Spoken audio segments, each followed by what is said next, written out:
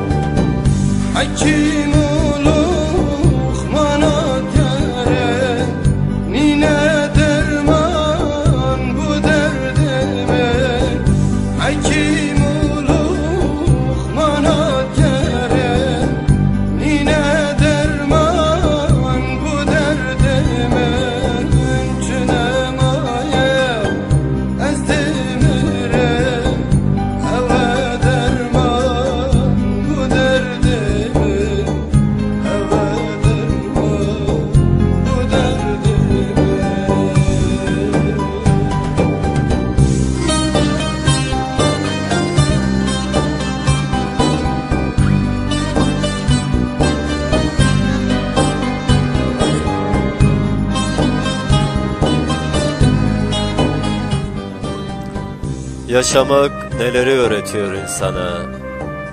Okuduğum bütün kitaplar paramparça. Bir uçtan bir uca yalnızlık oluyor kent. Seni düşünüyorum. Devare delala dilimin.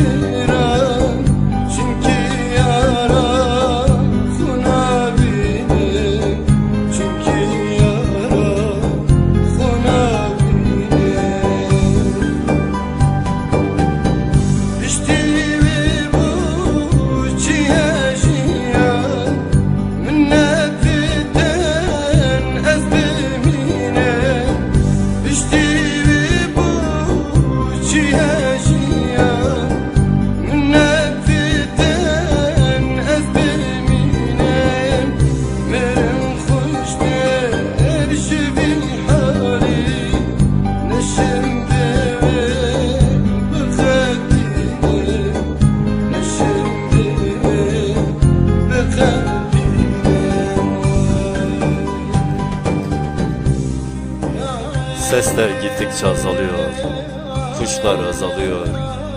Ve ne zaman yolum düşse vurulduğum yere, seni düşünüyorum vurulduğum yerde.